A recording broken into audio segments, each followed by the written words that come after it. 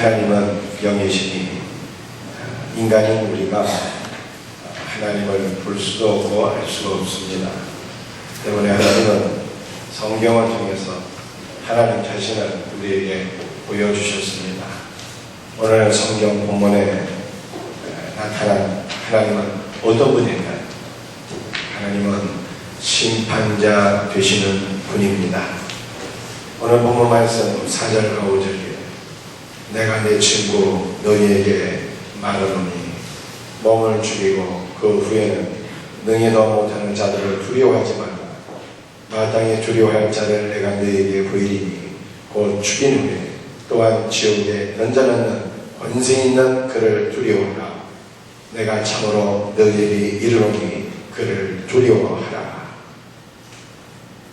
하나님은 내세 저와 여러분을 우리 모두를 심판하시는 분입니다.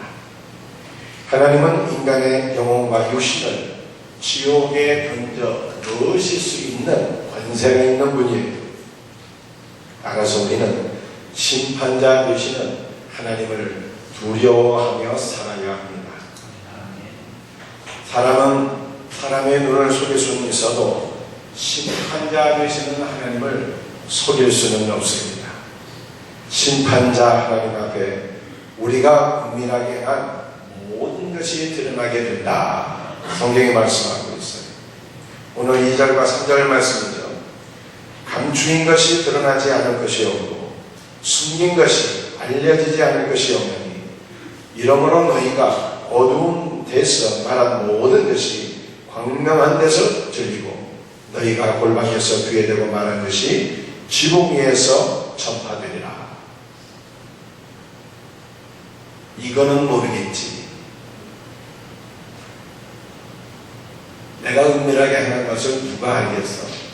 이렇게 생각하며 은밀하게 죄를 지은 것이 있을지라도 하나님은 속일 수가 없다는 거예요. 은밀하게 하는 모든 것이 드러나게 된다. 성경이 말씀하고 있습니다. 히브리서 4장 13절 말씀. 지으신 것이 하나도 그 앞에 나타나지 않음이 없고 우리의 결산을 받으신 이에 눈앞에 만물이 벌거벗은 것 같이 드러납니다. 만물이 우리의 일평생 하나님의 심판대 앞에서 벌거벗은 몸 같이 드러나게 된다고 성경이 말씀하고 있습니다. 왜 우리의 은밀한 모든 것들이 다 드러나게 되는 것일까요? 그것은 우리 하나님은 모르는 것이 하나도 없으신 전지하신 분이기 때문입니다. 시편 135편 2절에서 4절까지 이렇게 말씀하고 있습니다.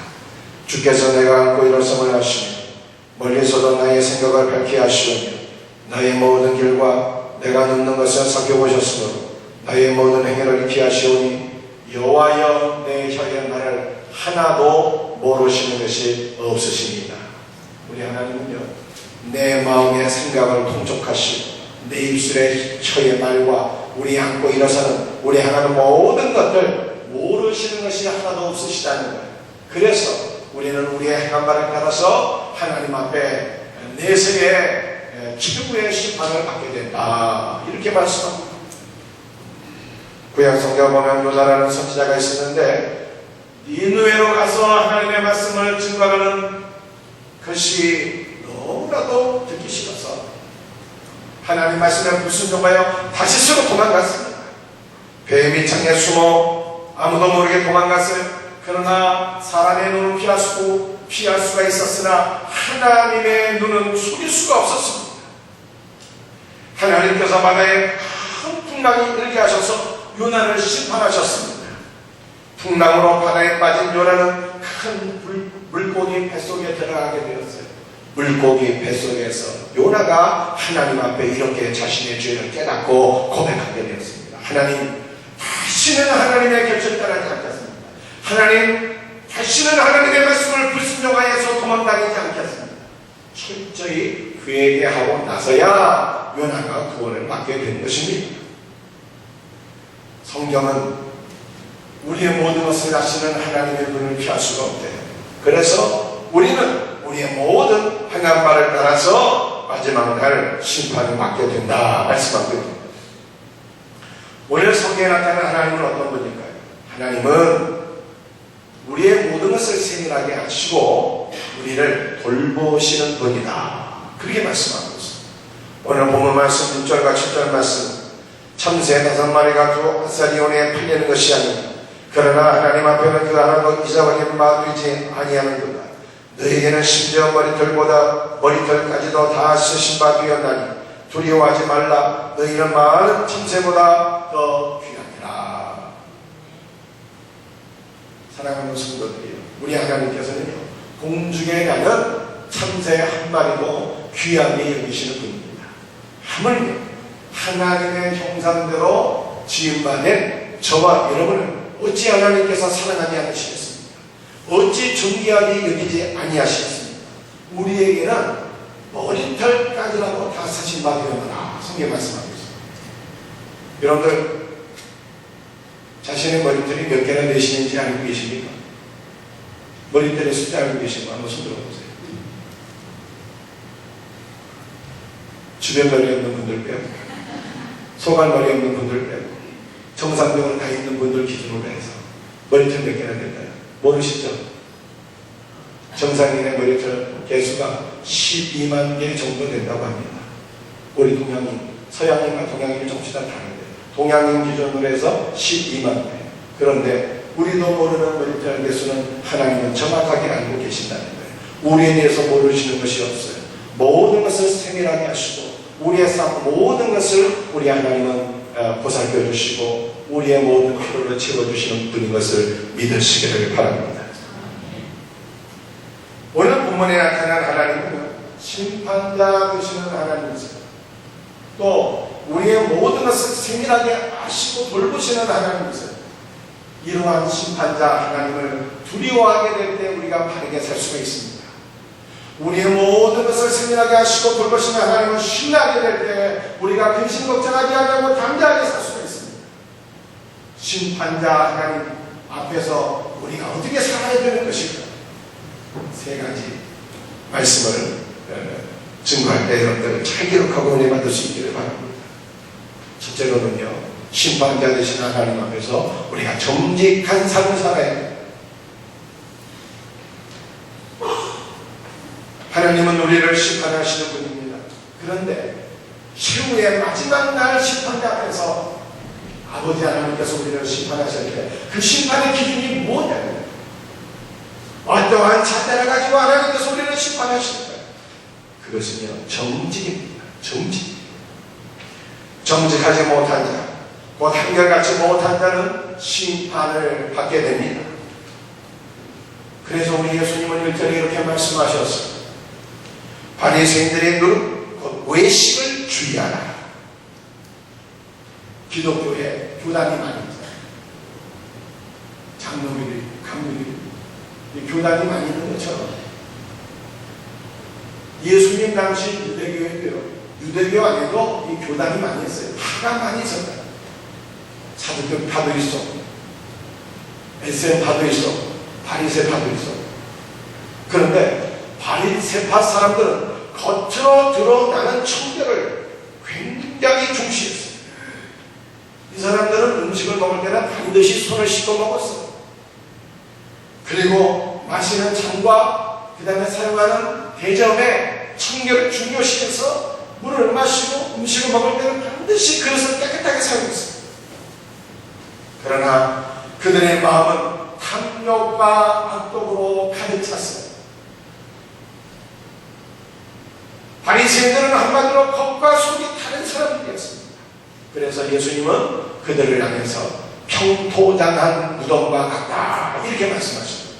여러분들은 평토장한 무덤 아십니까? 그 들어보기에는 아주 이게 무덤 같지 않고 보기에 좋습니다. 그러나 그 안에는 부패한 사람의 시신이 있고 또는 인간의 학원이 들어있다는 거예요.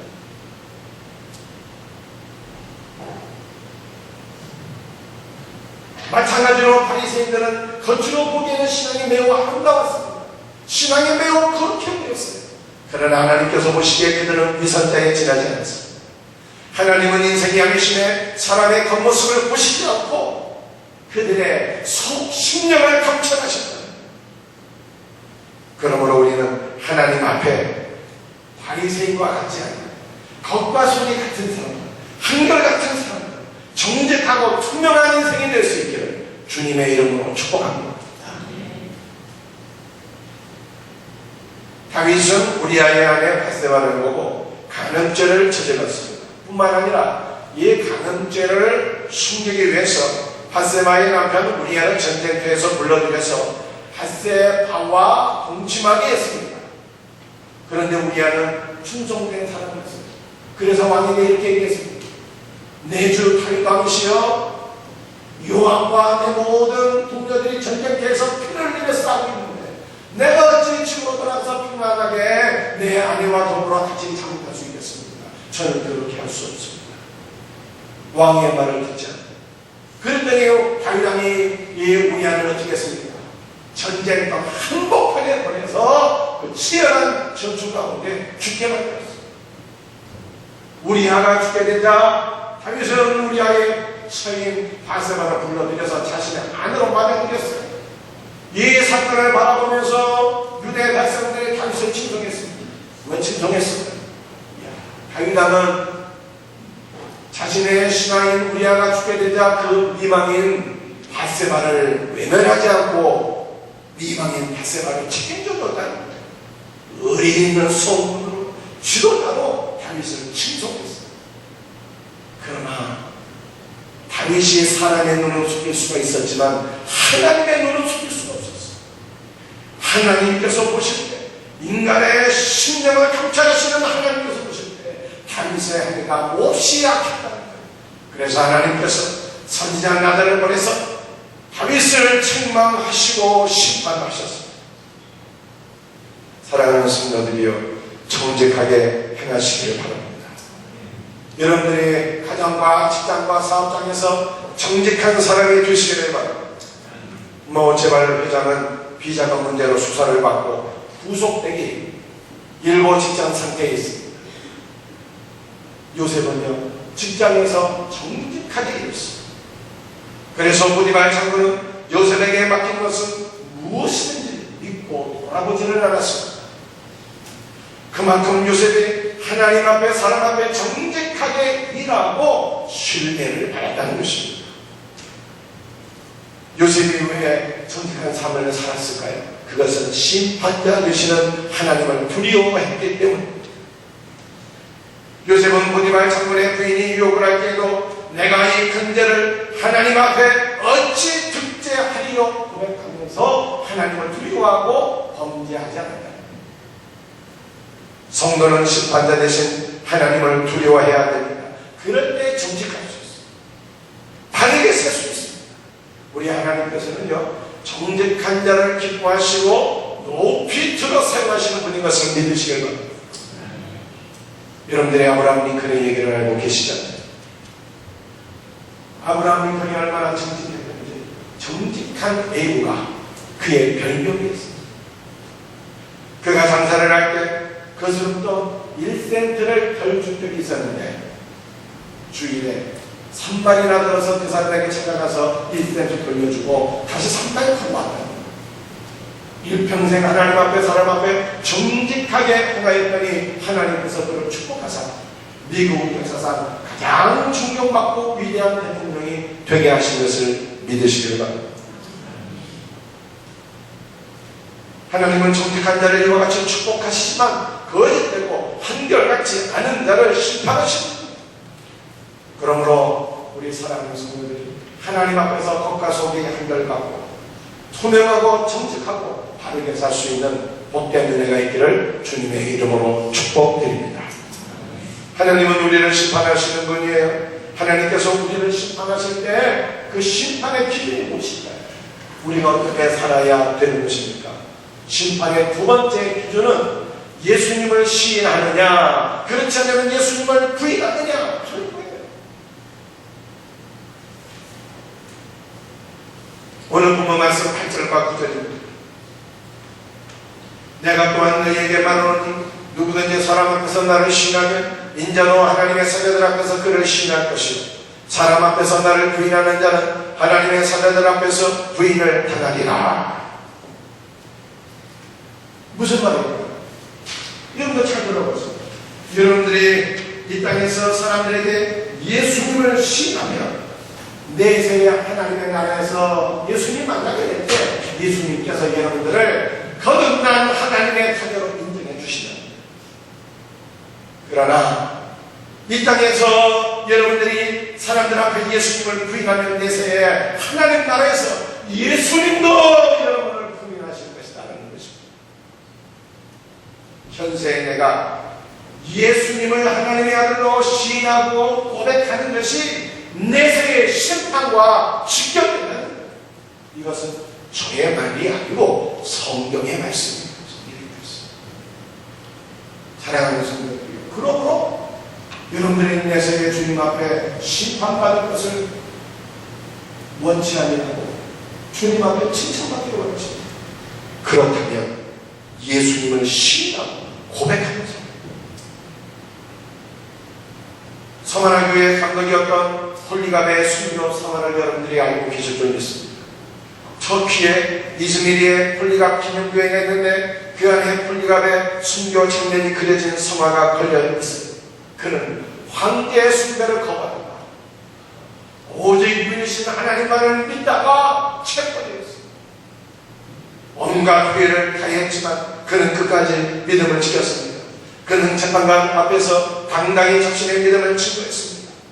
당신은 잠시 타오르다가 곧 꺼져버리는 불로 나를 위협하고 있어. 왜냐하면 당신은 천차이말 심판과 악인을 위해 예비된 영원한 형벌을 알지 못하기 때문에 86년간 나는 그분을 섬겨왔고 그분은 나를 한 번도 모른다고 한 적이 없는데 내가 어떻게 예수님을 모른다고 할 수 있겠습니까? 그는 이 고백을 마치고 마침내 화형을 당하며 순교의 제물이 되었다는 것입니다. 사랑하는 성도여, 우리는 예수님을 시인하며 고백하며 살아야 됩니다. 우리가 어떻게 예수님을 시인하며 살 수 있을까요? 그것은 성령으로 충만할 때 예수님을 시인하게 됩니다. 성령님은 예수의 영이라고 했습니다. 성령님은요, 예수님을 가르쳐 주시고 예수님을 알려주시고 예수님을 경험하게 하시고 예수님을 믿게 하시고 예수님을 고백하게 하시는 영이 바로 성령이라는 거예요. 그래서 우리가 성령으로 충만하게 될 때 예수님을 믿게 되고 예수님을 고백하며 살 수 있는, 바울이 그래서 이런 말씀을 했어요. 누구든지 성령으로 아니하고는 예수를 주시라 고백할 수 없느니라. 성령님은 예수님의 영이기도 하지만 성령님은 증거의 영이라 증인의 영이라 성경이 그렇게 말씀하고 있습니다. 요한복음 15장 29절 말씀. 내가 아버지께로부터 너희에게 보혜사 곧 아버지께로부터 나오시는 진리의 성령이 오실 때에 그가 나를 증언하실 것이다. 보혜사 성령께서 예수님을 증언하신다. 예수님을 증언하시는 성령께서 우리 안에 임하시게 될 때 우리도 성령님을 따라서 성령과 함께 예수님을 증언하는 자가 될 것을 믿으시길 바랍니다. 사도행전 1장 8절 말씀. 오직 성령이 너희에게 임하시면 너희가 권능을 받고 예루살렘과 온 유대와 사마리아 땅끝까지 이르러 내 증인이리라. 성령님은 예수의 증인의 영이기 때문에 우리가 성령을 받게 될 때 예수님의 증인으로 살아가게 된다라고 하는 것을 예수님이 말씀하셨습니다. 따라서 우리의 성도들은 늘 성령 충만을 사모하며 성령님의 인도를 따라서 살아야 될 것을 믿으시길 바랍니다. 성령께서는 예수님을 알게 하시고 예수님을 증거하도록 우리에게 감동을 주시는 거예요. 예수님을 증거하도록 감동을 주실 때 우리는 성령께서 주시는 감동을 소멸하지 말고 성령께서 주시는 감동을 따라서 예수님을 증거해야 돼. 그럴 때 우리가 더욱더 큰 은혜를 받게 되고 더욱더 성령으로 충만하게 되고 하나님 앞에 위대하게 쓰임받는 일꾼이 될 것을 믿으시기를 바랍니다. 하나님께서 저에게 두 가지 감동을 계속 주시더라고요. 두 가지 감동 가운데 하나가 뭐냐, 복음을 증거하는 것이었어요. 작년에는 경인에 가서 전도했는데 올해는 어린이집에서 선생님들과 함께 성경 공부하는 전도하셨는데 계속 전도해야 된다는 소원을 주시죠. 그래서 지난 수요일에 끝나고 나서는 전도를 나간 거죠. 얼마나 기쁘고 감사합니다. 전도를 하니까 내 심령이 더욱더 기뻐져. 내 심령이 더욱더 성령으로 회복되는 것을 경험합니다. 여러분, 하나님께서 우리에게 말씀하시는 모든 것은요, 우리를 위해서, 우리의 축복을 위해서 주시는 말씀인 것을 믿으시길 바랍니다. 그래서요, 성령께서 주시는 감동을 따라서 우리를 전도해요.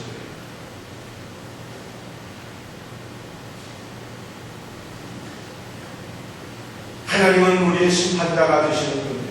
하나님께서 우리를 심판하실 때 그 심판의 기준과 잣대가 뭐예요? 마지막 세 번째는 물질의 청지기로 살아가야 된다. 물질을 바르게 사용했느냐, 물질을 바르게 사용하지 못했느냐, 이것이 세 번째 심판의 기준이 된다고 성경이 말씀하고 있습니다.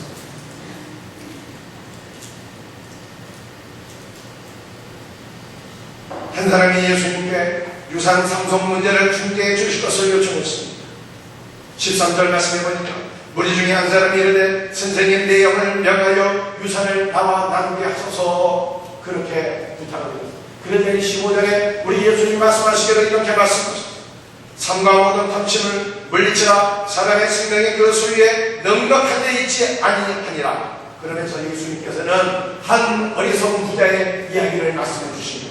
한 부자가 있습니다. 밭에 소출이 풍성했습니다. 그러나 부자는 탐욕에 빠져서 소출을 계속 쌓아 놓으려고만 했습니다. 그 부자가 심중에 이렇게 얘기했습니다. 내가 곡식 쌓아둘 것이 없으니 어찌할까 하고, 또 이르되 내가 이렇게 하리라. 내 국간을 더 크게 짓고 내 모든 곡식과 물건을 거기에 쌓아두리라.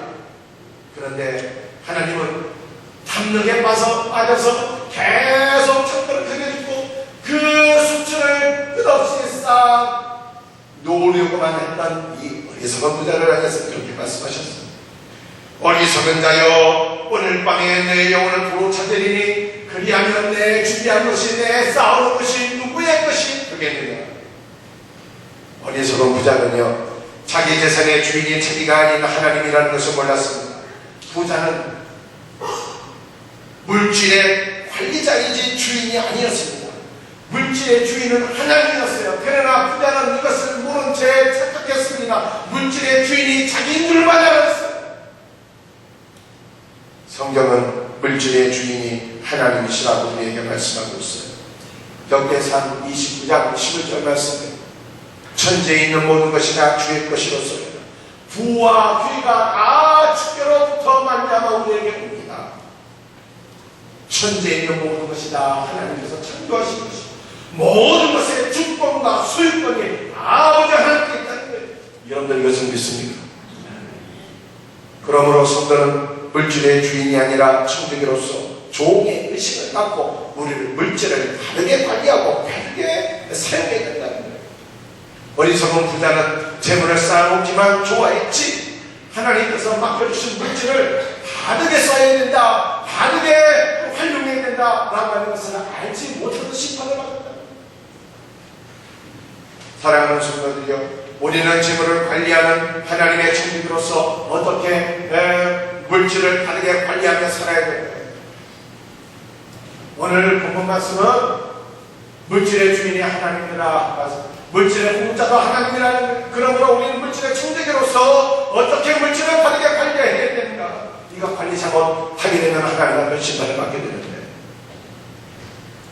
우리는 무엇보다 먼저 물질을 관리할 때 물질 때문에 근심하고 걱정하고 염려해서는 안 된다는 거예요.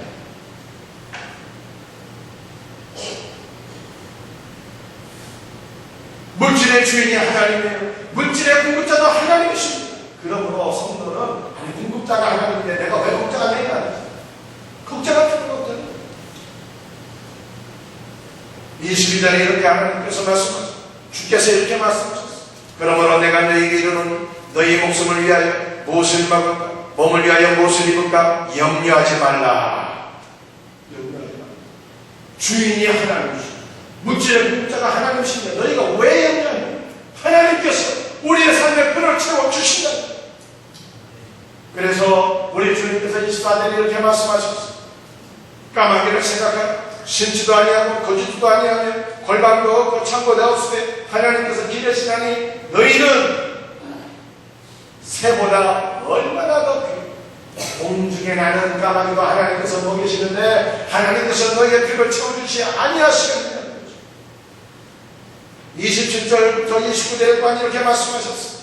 백합화를 생각하여보라. 실도 만든지 하고 짜지도 아니하느니라. 그러나 내가 너에게 말하는 솔로몬의 모든 영광을 얻어 입은 것이 이 꽃 하나만큼 훌륭하지 못하였느니라.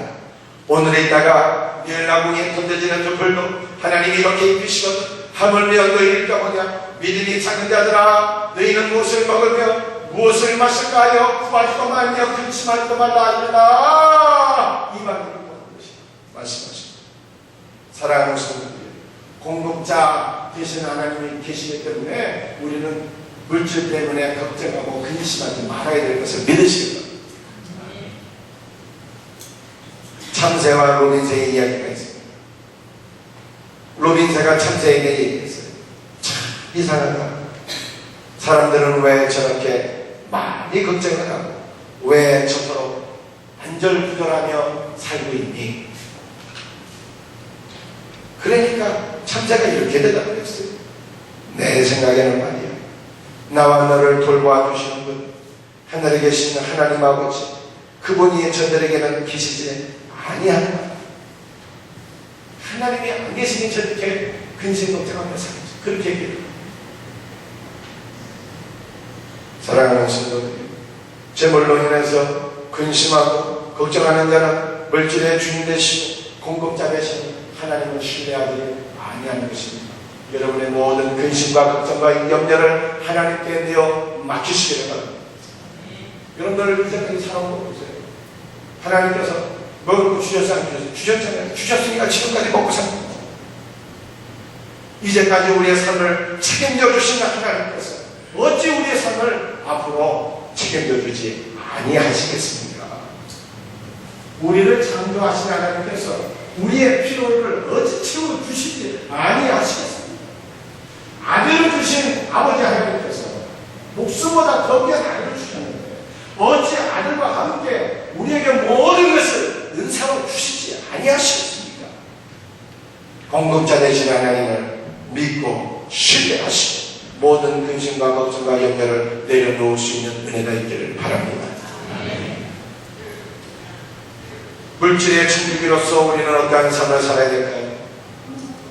우리는 물질의 주인이 아버지이시기 때문에 아버지의 뜻대로 우리의 물질을 바르게 사용해야 된다는 거예요. 어떻게 하는 것이 바르게 사용하는 것입니까? 소유를 나누는 것이 바르게 사용하는 것입니다. 33절 말씀 제가 읽어드립니다. 너희 소유를 팔아 구제하여 낡아지지 아니하는 배낭을 만들라. 곧 하늘의 금과 다함이 없는 고물이니 거기는 도둑도 가까이 하는 일이 없고 종도 먹는 일이 없느니라. 사랑하는 성도들, 성장이냐 분배냐라고 하는 것이 오늘날 이 사회의 이슈가 아니겠습니까? 여러분들 어느 쪽을 선택해야 됩니까? 성장을 선택해야지 이 나라가 소망이 있습니다. 아니면은 분배를 선택해야지 이 나라가 소망이 있는 거예요. 우리는 어느 쪽을 선택해야 되는 것입니다. 성경의 가르침, 성경의 답변은 무엇입니까?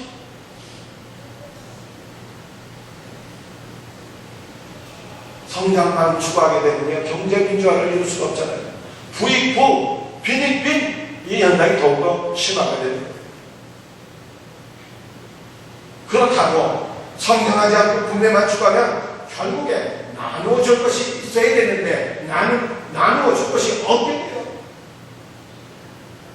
따라서 성장과 분배는요 동시에 추구해야 될 가치라고 생각할 것입니다. 하나님은 물질의 공급자가 되시는 분이에요. 성도는요 물질의 복을 받아야 됩니다. 어떤 분들은 물질의 복을 받으려면 이거 뭐 시장은 이제 갖기도 해서 그죠? 그런 소리 듣기 싫어하시는 분이 있는데 싫어하시는 분은 안 받으시면 됩니다. 사랑하는 성도들이요 물질의 복을 받을 수 있기를 주의 이름으로 축복합니다. 하나님께서 우리를 영혼과 육신으로 창조하셨기 때문에 우리 하나님은 영혼의 은혜도 주시지만 우리의 육신을 위해서 물질의 복도 주시는 거예요. 믿습니까? 우리는 물질의 복을 받아야 됩니다. 왜 우리가 물질의 복을 받아야 됩니까? 쌓아놓기 위해서입니까? 쌓아놓기만 했던 부자는요, 심판을 받았습니다. 우리는 물질의 복을 받아야 됩니다. 왜요? 누리기 위해서입니까? 성경에 나타난 또 다른 부자는 왕처럼 호사로운 자치만 매일 즐기며 살았는데 그 부자 또한 하나님의 심판을 피할 수가 없었어요. 성도는 물질의 복을 받으며 살아야 됩니다. 왜요? 하나님과 살기 위해서 물질의 복을 받아야 되는 거예요. 하나님은 우리 성도들이 거지처럼 살기를 원하지 않으세요. 왜냐하면 하나님께서 우리의 아빠가 계시기 때문에 우리 사랑하는 자녀들이 행복하고 풍성한 삶을 누리기를 원하십니다. 영원히. 그러나 하나님의 뜻은 나만 잘 먹고 잘 사는 거 아니에요. 나만 예수 믿고 돈 받는 거 아니에요. 나를 통해서 복음의 증거가 되었어요. 우리의 이웃들이 함께 예수님, 나를 통해서 하나님께서 나에게 주신 물질의 복이 흘러갔어. 우리의 모든 이웃들도 다 함께 잘 살게 되기를 하나님께서 원하시는 것을 믿으시기를 바랍니다. 그러므로 우리 성도들은 돈 버는 목적을 가지게 됩니다.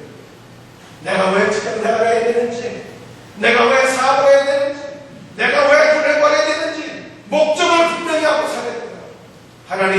하나님 나에게 물질의 복을 주세요.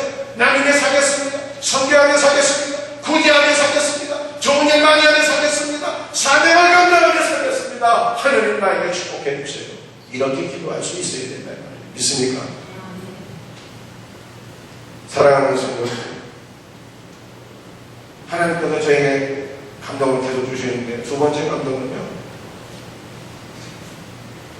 제가 알고 있는 어떤 교회는 거짓 때문에 물질에 어려움을 많이 당하고 있는데 너 도와야 되지 않겠느냐, 하나님께 저에게 말씀하셨습니다. 제가 우리 주변에 보니까 여러분들 한국 교회가 비록 욕을 먹고 있을지라도 참 훌륭한 장로님, 훌륭한 목사님들 많이 계셔요. 훌륭한 목사님 많이 계십니다. 우리 교회는 수원신학교를 졸업하고 다니고 있는 분들 몇 분이 되지만 수원신학교에서 가르치고 있는 목사님들은요,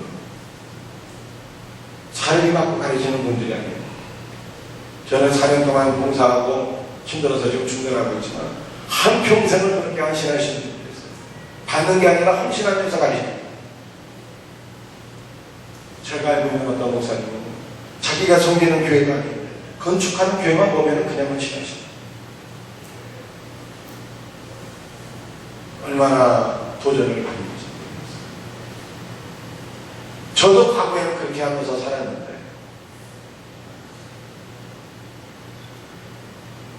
애들이 한번 더 보니까 잘 이해 쉽지 않아요. 그래 하나님께서 나에게 자꾸만 말씀하시는 그런 감동을 주셔요. 순종하기로 결단하니까 제 마음이 얼마나 편한지 모르겠어요.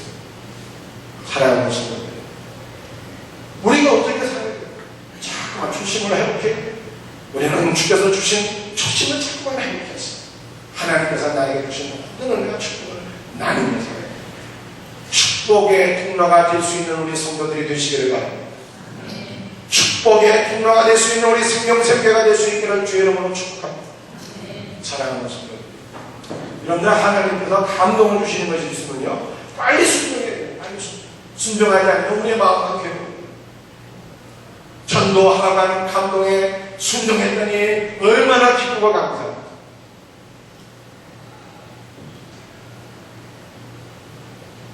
도우라고 하는 어려운 예수를 도우라고 하는 성령의 감동에 순종하기를 결단하니까 내 마음도 좋다는 말이죠.